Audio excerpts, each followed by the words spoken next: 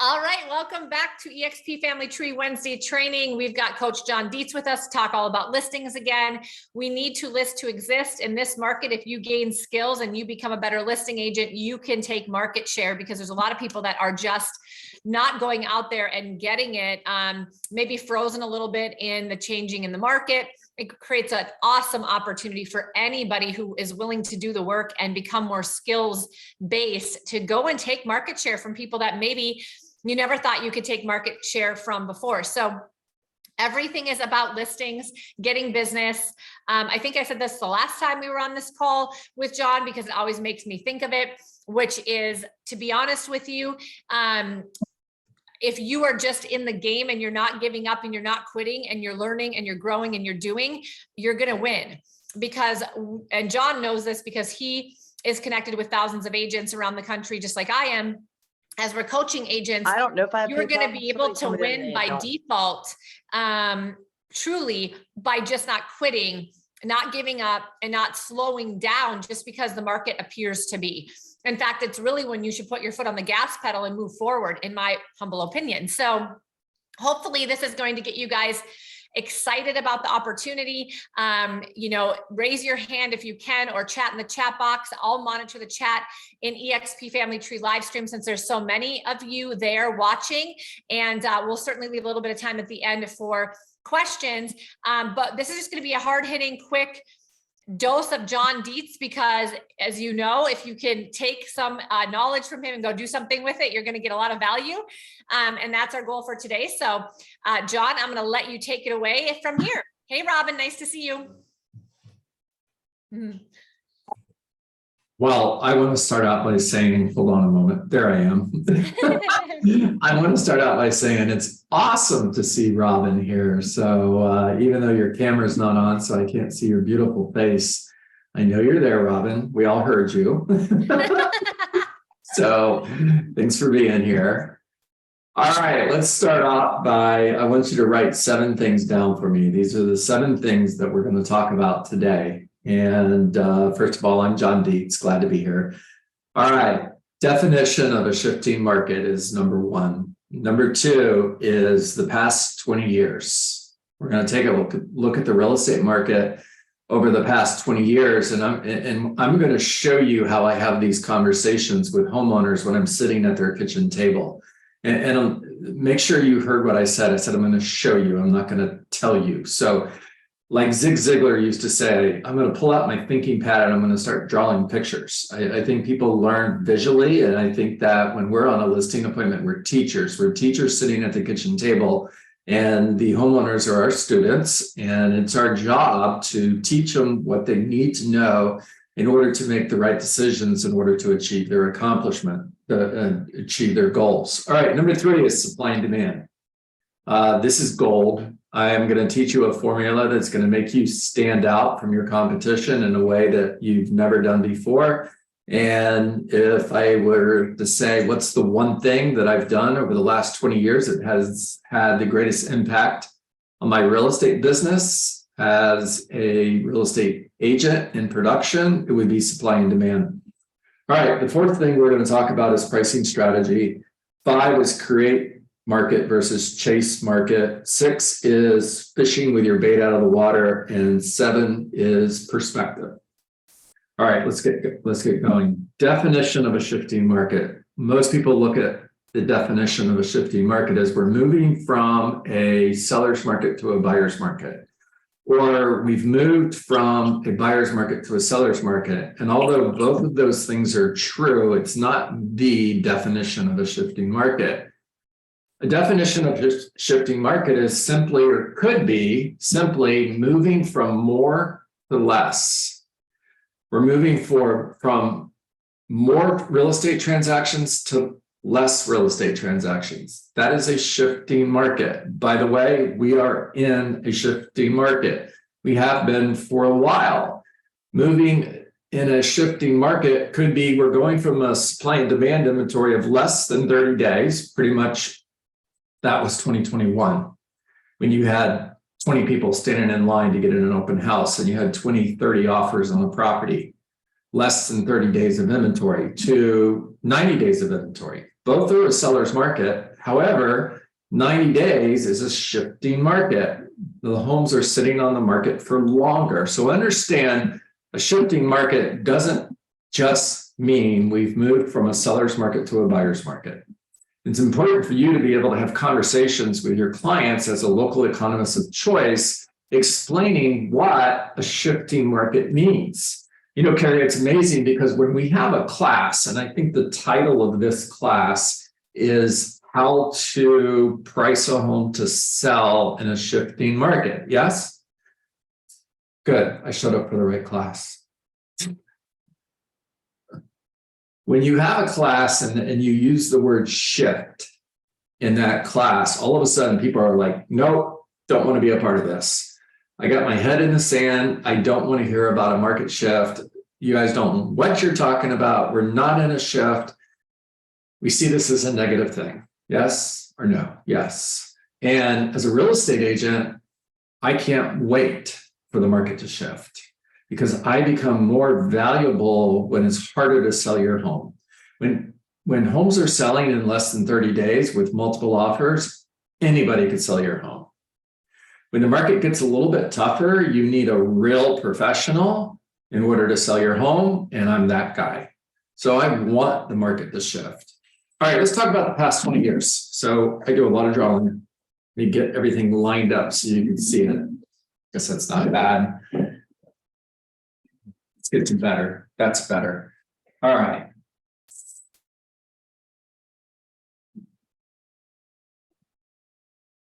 Got it. All right. So this would be 2002. This would be 2008. Market's growing. More and more homes are selling. Inventory is down. Buyer demand is up. Buyers are competing for the few properties that are on the market. Therefore, buyers are offering more than the asking price, which is driving prices up. Everybody's happy. Then in 2008, what we saw actually started in 2006. What happened in 2006 is all of a sudden fewer homes were selling. And all of a sudden, we went from less than 30 days of inventory to 90 days of inventory. It felt like we did that overnight, Robin, and in reality, we probably did. I was in production at the time. My biggest challenge prior to 2006 was keeping 10 active listings because they'd all sell. I'd list 10 to 12 and 10 would sell. So it was really hard to keep inventory. Now pay close attention. By the end of 2006, I had 70 active listings.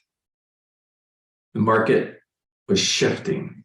But what is interesting, if you go back in time and you look at this information, the prices didn't really start dropping until 2008. Now, when they did, we started talking about where's the bottom and when are we going to hit the bottom? And when we do hit the bottom, what's going to happen?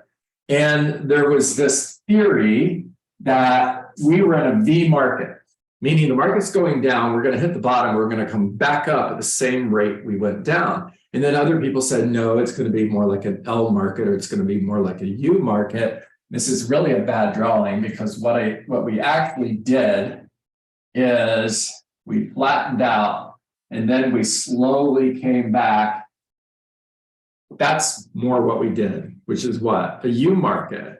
And by the way, what I'm sharing with you today, I'm sharing at the kitchen table. I just have a legal pad and I'm talking to the homeowners just like I'm talking to you. And I'm drawing pictures and I'm educating them on the market because I am the local economist of choice. Nobody knows the local market better than I do. And when you hear me saying I just take this as this is you. This is how I want you to talk. All right. Now, what's interesting is, again, go back and look. This was about 2012. Now, watch this. It was 2016 in most markets before we got back to where we were in 2008. It took 8 years. That's important. So if I'm talking to a homeowner, one of the questions that I would ask them is it possible that the market we're in today is similar to the market we had back here? And if it was, and you knew that your home is worth the most amount of money it will be worth today, and it'll be another 8 years from now before your home is worth more than it is today, what would you do?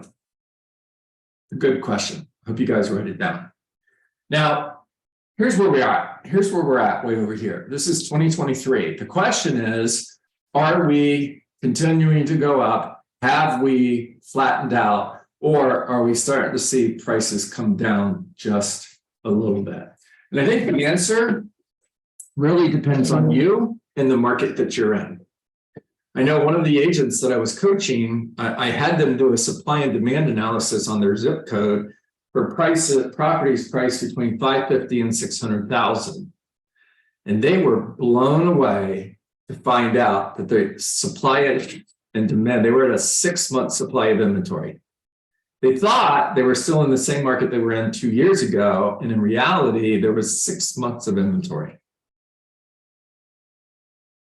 All right, that's what we're going to talk about next. So please, if you haven't started taking notes yet, start now. And I'm going to give you a math equation in order to figure out supply and demand. First of all, this is the subject property. And we're going to look in a radius around the subject property of about 2 to 3 miles. Now, it might be 3 or 4 miles. It might be 4 to 5 miles. It just depends on the market that you're in. The idea, the reason we're doing this is because if I'm selling my home, this is my competition. These are all of the homes that I'm competing with within about a 2 to 3 mile radius of my home. Think school zones and look at that particular school zone as that's your competition. Now, A is the active listings within that 2 to 3 mile radius. And we always do this in price ranges. So let's just say, for example, we're looking $500,000 to $550,000. Do it off the end of the paper there, but I think you got it. All right, so we've got all of our active listings in this 2 to 3 mile radius that are priced between $500,000 and $550,000. And let's say that number is 12, just for the purpose of this exercise. Now, B is the number of properties that sold, same price range, 500 to 550, same geographic area, 2 to 3 miles around the subject property. And we're going to go back 6 months. Why 6 months? The reason we're going to go back 6 months is because this is a math equation and we need data for it to work. This has nothing to do with determining the market value. I'm not looking at these properties as comparables. I am simply looking for supply and demand. Think of it like this. You own a Lexus dealership. And as the owner of that Lexus dealership, it would be really beneficial if you know, on average, how many RX 350s you're selling every month. So that when you're ordering, you don't order too much and have an overstock, or you don't order enough and not be able to meet the demand. So it would be really good if you knew how many are selling every 30 days. Well, this is the same conversation we're having right now. Now, C, Cari, I'm probably going to go off camera here just so everybody can see the paper. I think the paper is more important than I am anyways. All right, C is B divided by 6. So let's say that B was 18 homes sold in the last 6 months between 550 or 500,000 and 550,000 in this geographic location. There were 18 properties sold. That's B. C is B, 18 divided by 6, which equals 3. 3 are selling every 30 days. Now, D. This is the answer you're looking for. This is your absorption ratio. This is how many months of inventory there are. you're going to take A, active listings, or in this case, 18. 12. It's 12. You're going to take active listings, which is 12, and you're going to divide it by C. So it's A divided by C, or 12 divided by 3 equals 4. We have a 4-month supply of inventory. Now, that's the math equation for you to be able to determine supply and demand on every single property from this point forward. This is so important when you're pricing the property, and this is the conversation you're having with them at the kitchen table, is, okay, so here's what this means. This means that you have 12 homes that you're competing against. That's your competition. And in order to sell your home, you've got to beat the competition. Now, there's 3 that are selling every 30 days. So in order for your home to sell, it has to be one of the top 3 properties. Now, why is that true? Because 6 are going to sell in the next 60 days, 9 will sell in the next 90 days. Can I just hang in there and be patient? No, you can't, because more homes are coming on the market. So a month from now, rather than there being 12 active listings, there might be 15. And now the math equation changes completely. In order for you to sell your home, period, at some point, you have to be one of the top 3 properties that are on the market at that point within that price range.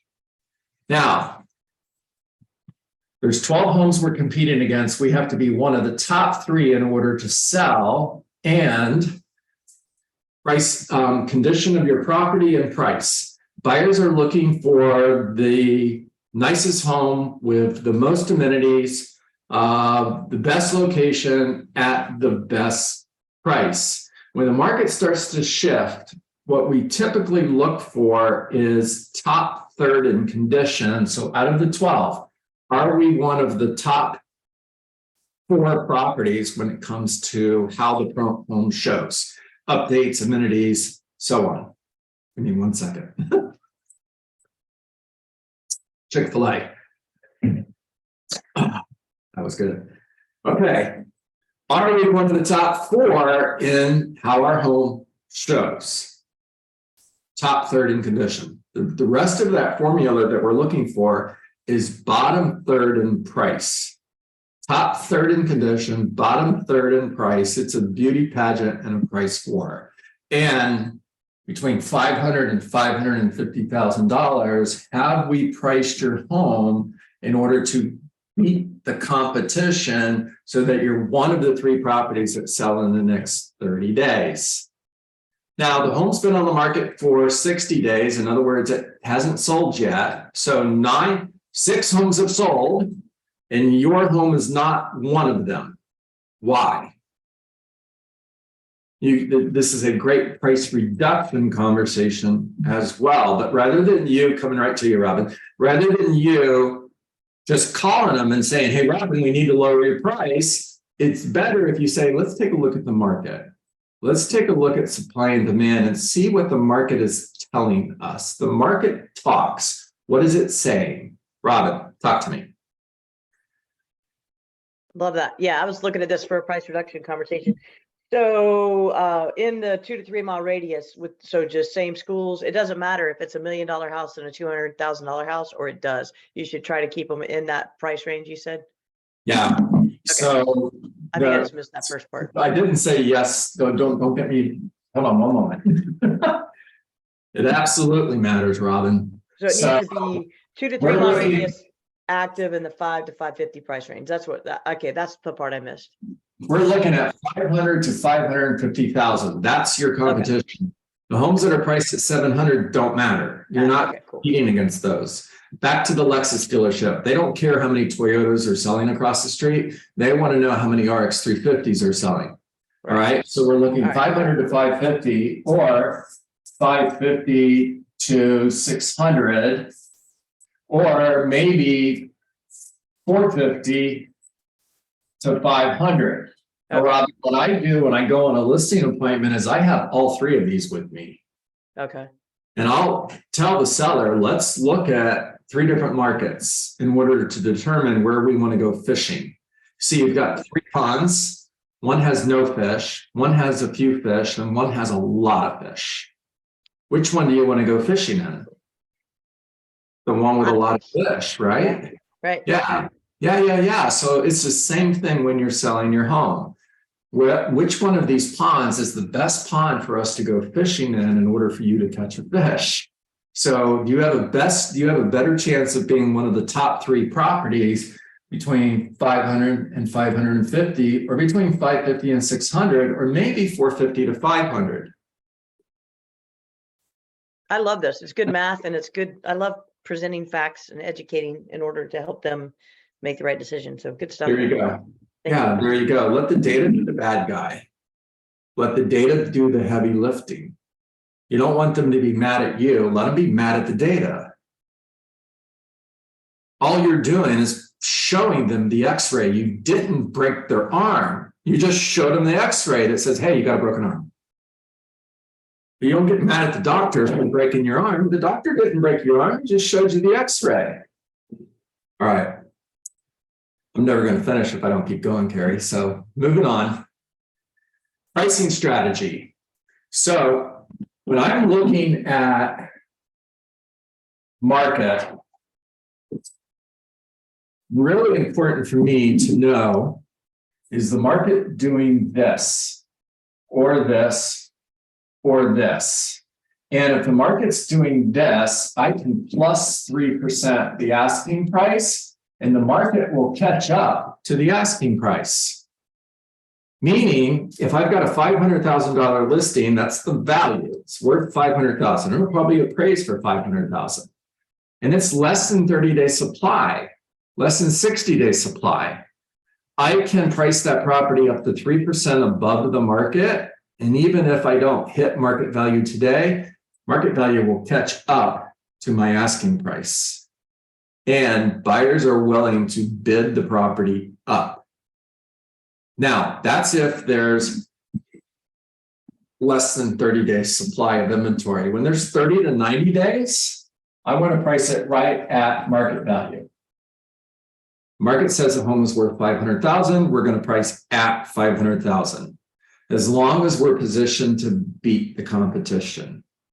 Now, when you get into a market where there's 120 days plus, and I want you to remember, go back to this conversation we were having on supply and demand. You can have a market that's 120 days plus for homes 700 to 750, and across the street, it can be less than 60 days on properties priced between 650 and 7. It's not the same everywhere. You have to know which one you're dealing with in order to be able to have this conversation. And if there's more than 120 days supply of inventory, in other words, market value is 550 based on the homes that have sold most recently, I'm going to price that property 3% below the market. Let's just say I'm going to take it $20,000 less than this. I'm actually going to price the property at 530.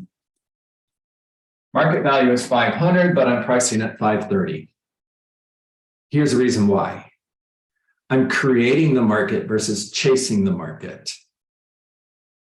And that's exact words you need to use sitting at the kitchen table, Mr. and Mrs. Homeowner.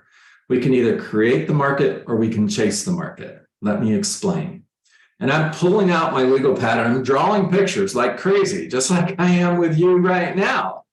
Now, your neighbors are going to tell you that you're giving your home away. When they do, here's what I want you to say. If it's such a great deal, do you want to buy it? Ask the neighbor. If I'm giving my home away, then you should buy it. So are you going to be making an offer today? No? Then go away and shut up. Don't say that. Cari, that's what I want to say, but no. Everybody, take that. Can you edit that out? All right. It's what everybody thinks anyways. It's good to hear that. We don't say Right? it, we think it sometimes. I'm just being real. Okay. All right. Let's talk about fishing with your bait out of the water. So this is one of my favorite diagrams to draw. And when the seller says, well, I want 575. We know market value is 560. We know it's not going to sell for more than 560. And they are insisting on, let's say it's 550, and they're insisting on 575. And they're like, well, that's why I'm hiring you. You've got all this amazing marketing, so therefore you should get my price. Got it. Cari, so if I was, this works really well in Florida. I don't know about Idaho, maybe. So this twice in a row, I had comments on Idaho. I'm going to get kicked off this call. I know. Oh, sorry, don't let your husband watch this. All right, so this works really well everywhere. All right, so let's say that I am a charter boat captain. I have the best fishing boat money can buy. I have the best fishing equipment money can buy. I have the best bait for what we're fishing for. I even know where the fish are. They're right here. And we go to that spot and we hang our bait 3 feet above the water. How many fish are we going to catch? None. So let me explain what I mean by this. And I'm scripting you guys. This is the conversation at the table. If this line is money, and this is time on the market, we have 0 days, 30 days, 90 days, 120 days, and 180 days. And a homeowner says to me, I want to list my home at 575 because that's what I need, or I believe it's worth that, or whatever else they say. Sellers go to script school too. So one of the things they're going to say is we can always lower the price, and a buyer could always make an offer. And here's what typically happens. Somewhere between 0 and 30 days on the market, we're going to peak. In other words, the number of people that are looking at your home is going to peak, and then it's going to plateau, and then it's going to start to fall off after that. And 180 days out, your next door neighbor doesn't even know your home is on the market. And what typically happens is a seller will come to me somewhere about 190 days on, or 90 days on the market, and they'll say, John, you know what? You were right. Go ahead and lower the price to 550. Now, if we would have started there, that's better. We're in this market, okay? Where the price is in the market, it's where all the buyers are, and your home sells. Simple math. It's easy. It's easy to understand. But 190 days out, not 190, 90 days out at 550, we missed the market. Everybody that was looking at your home is down here now. And about 120 days on the market, somebody comes in, they love your home. And the first question they ask is, how long has it been on the market? Real estate agent says 120 days. The next question they ask is, what's wrong with it? Real estate agent says nothing. Now, you're the buyer. What are you thinking? I'm thinking opportunity. I'm thinking I can get a deal. So I'm going to make an offer of 530. And you're probably more motivated at 120 days than you were back here at 30 days. I can guarantee you that your negotiating position is stronger at 30 days than it is 120 days. At 30 days, the seller has the advantage. At 120 days, the buyer has the advantage. So what typically happens is you'll end up selling your home for 530. You're going to be angry. You're not going to be happy, and you're going to blame me. And what happened is you lost $20,000 trying to make an extra $25,000. You could have sold your home for 550 in 30 days. You sold it for 530 in 120 days. And you have an additional 90 days of carrying costs. So you've got mortgage, taxes, insurance, HOA fees, and let's say your carrying costs are $3,000 a month. So you've lost an additional $9,000. So you paid $9,000 not to sell your home. And you lost $29,000 trying to make an extra $25,000. That's what typically happens. If that were to happen to you, how would you feel? What this basically means is at $575,000, we're fishing with our bait out of the water. The fish are down here. The buyers are down here. And we're fishing way up there. Here's the buyers right here. And we're fishing right there. We're above the water. We're not going to catch any fish.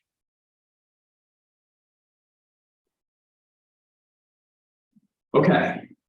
Last bullet point that I have is perspective. So perspective is the only thing that can dramatically change the outcome of an event without changing any of the facts. A lot of times when you're sitting down and talking to homeowners who are selling their home and they're getting less than they thought they would, part of your job is to help them have a paradigm shift. Part of your job is to help them look at things differently. So one of the things that I would do is I would ask them, if you bought a stock 5 years ago and it gained an average of 10% per year over the next 5 years, and you sold it, how would you feel about that? Now, most people are going to say, I'd feel great. That would be awesome. As a matter of fact, if you knew that was going to happen, you'd go out and buy as much as you could. Of course you would. I would too. Now, here's the interesting thing. I'm looking at your home. You paid $500,000 for it 5 years ago. You're selling it for $700,000, and you're disappointed because you thought you would get $750,000. And yet you got $250,000 back on the investment. Now, here's the other thing that's really cool about this. Did you live in your home during those 5 years? They're going to look at you like you're a dummy. Well, yeah, I did. So let's say for a moment you don't own the home, you're paying rent. And rent for your home was probably $5,000 a month or $36,000 over a 5-year period. We're looking at about $180,000.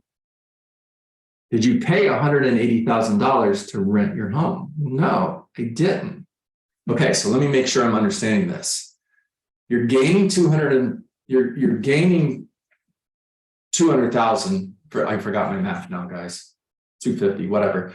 You're gaining 200, 250, whatever, and you lived in your home for 5 years, rent-free. Tell me again how you're losing money, because I don't get it. You're selling your home in a down market. Is that a bad thing? Well, it's a matter of perspective, because if you're selling your $400,000 home and the market's gone down by 10%, that means if you sold it before the market went down, you could have sold it for $440. Yes or yes. Now, you're buying a $600,000 home. The market has also gone down by 10% on the buy, which is net 60. So you're getting a $60,000 savings on the buy. You lost $40,000 on the sale. That's a net gain of $20,000. Yes or yes? We assume that everybody is going to be disappointed if they sell their home at a loss. Maybe it's a good thing. It's just a matter of perspective. All right, Cari.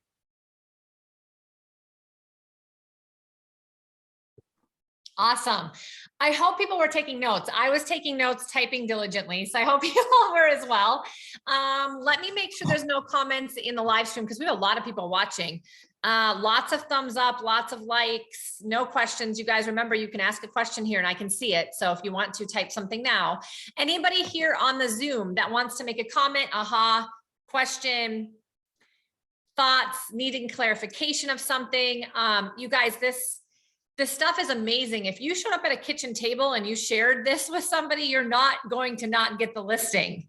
And there's no way you're not standing yourself apart from the competition and taking some of this information and doing video about it and getting it out amongst your sphere, sending it out to your database via video and just really showcasing your expertise. And the only way we become more experienced is either doing more or learning from someone like John, who has done more.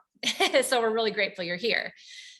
So unmute yourself if there's something that you want to add or a question that you might have. Cari, I can tell you in the chat that there is a question. What is the A divided by C equals 4? So what that is A is the number of active listings there are in a price range. So for example, 500 to 550 or 550 to 600 in that $50,000 price range. How many active listings are there currently on the market within a 2 to 3 mile radius around the subject property? C is the number of homes that are selling every 30 days. Now, the way we get that is by taking the total number of homes that sold in the last 6 months, which is B, by the way, total number of homes sold in the last 6 months. C is B divided by 6, which tells us that there are 3 homes selling every 30 days for this example that we're using here. A was 12. That's how many active listings there were. So when we take A divided by C, or 12 divided by 3, we have a 4-month supply of inventory. 4 months. There's 3 homes selling every 30 days. There's 12 to choose from. We're competing against 12. We have to be one of the top 3. And we have a 4-month supply of inventory. Now, the National Association of Realtors would tell you it's still a great market. I would tell you no, it's not. I don't believe in balanced markets. I don't look at them. It's either a buyer's market or it's a seller's market for me. And a seller's market is 60 days to 90 max. Once we get over 90 days, I start thinking buyer's market strategy.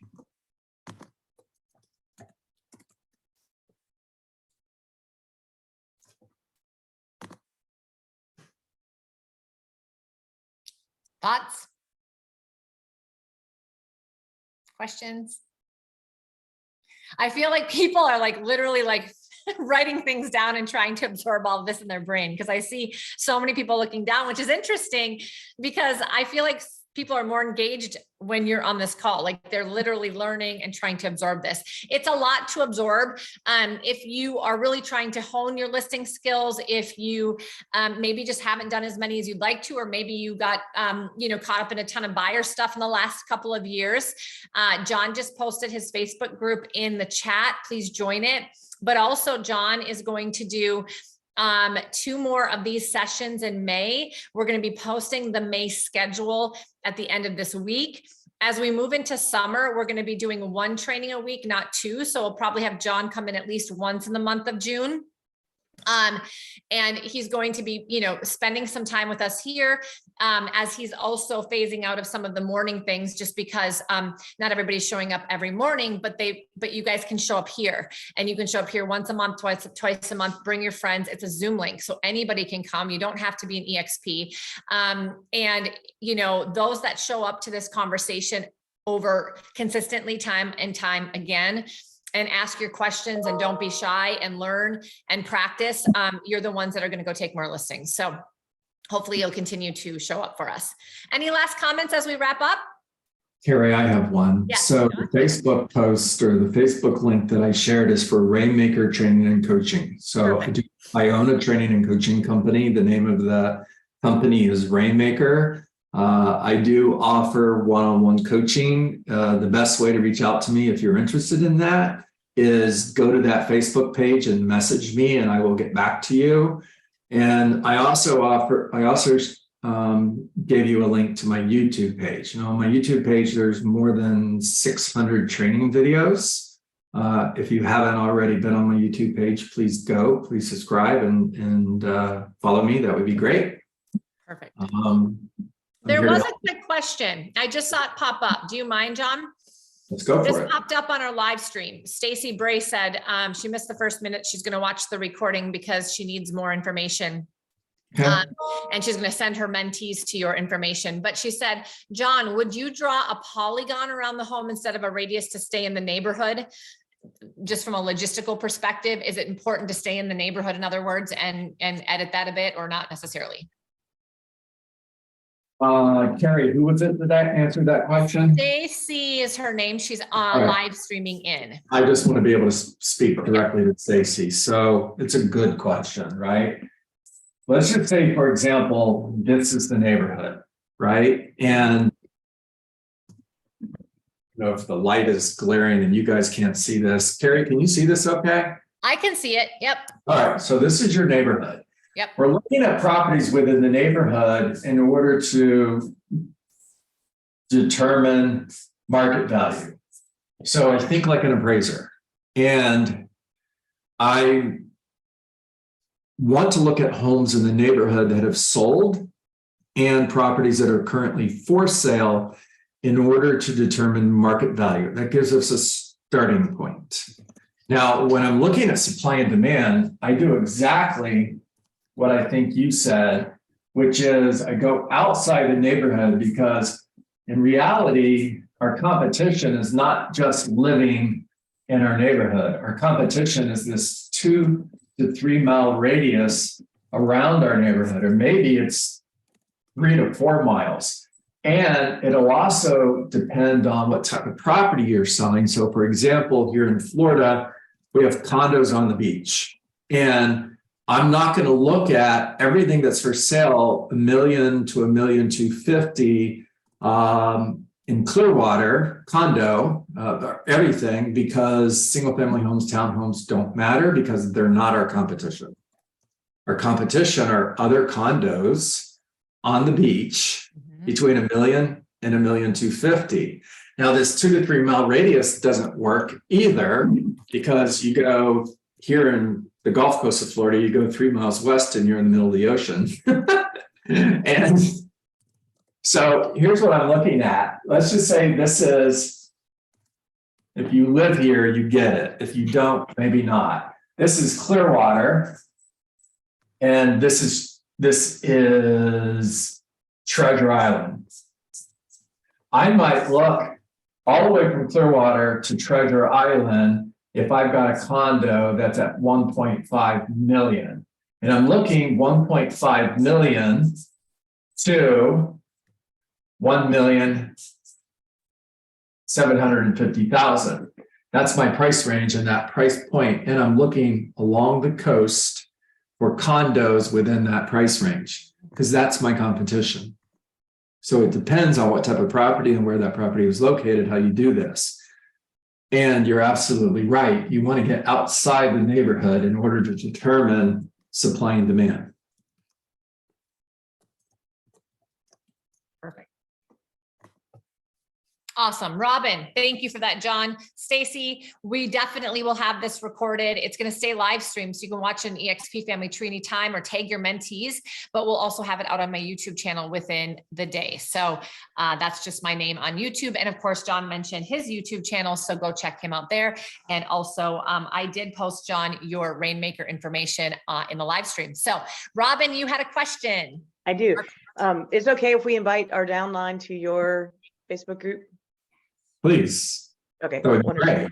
Yes. Wonderful. And then the quote you said is perspective, like is changing the event without changing the facts.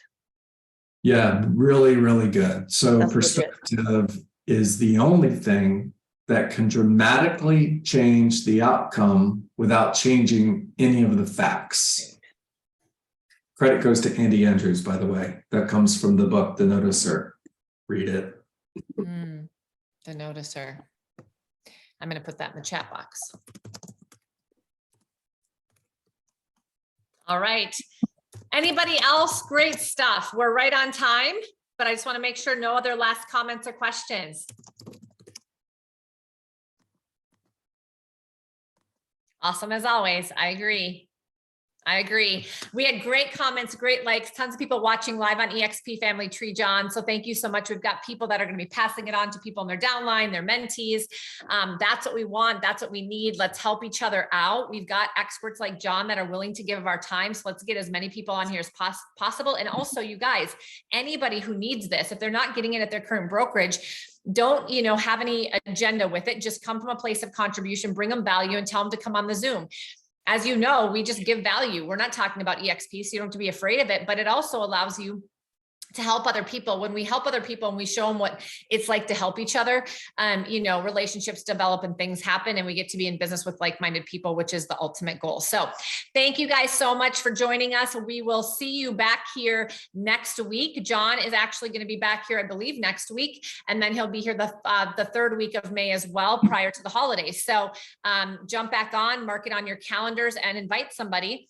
And if you need anything, you know where to reach us. You can also work chat John or I if we can help you with anything. Thank you guys so much, John. As always, it was awesome. Thank you. Bye, everyone. Glad to be here. Bye-bye, everybody. Bye.